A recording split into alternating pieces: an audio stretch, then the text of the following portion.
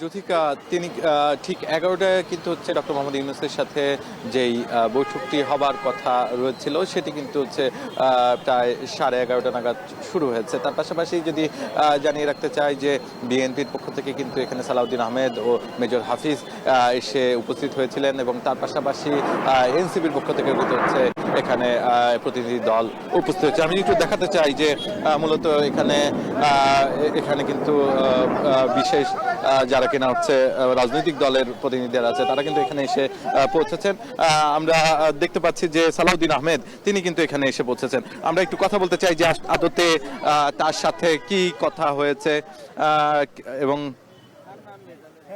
সালাউদ্দিন আহমেদ কিন্তু হচ্ছে আমাদের সাথে কথা বলার জন্য এখন নামবেন এমনটাই কিন্তু জানিয়েছেন এবং তিনি মূলত হচ্ছে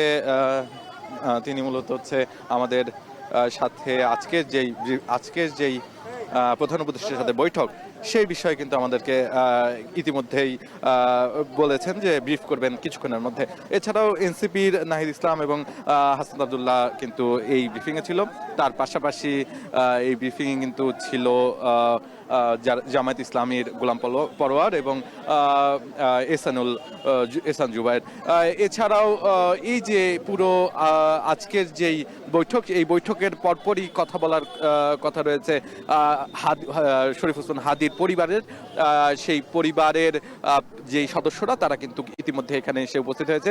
12টা নাগাদ তাদের সেই ব্রিফিংটি কিন্তু শুরু হবার কথা রয়েছে এবং সেখানে কিন্তু বৈঠকে প্রধান উপদেষ্টার সাথে তার পরিবারের কথা বলার যেই সময় সেটি নির্ধারণ করা হয়েছিল ঠিক 12টা নাগাদ। এখন কিন্তু 12টা যেহেতু বেজে গিয়েছে সেহেতু কিন্তু আমরা ধরেই নিতে পারি যে তারা ইতিমধ্যেই ভেতরে প্রবেশ করেছেন। আমরা দেখেছি কিছুক্ষণ আগে তারা অপেক্ষমান ছিলেন যমুনার যেই অতিথির জায়গায় সেখানে কিন্তু ছিলেন।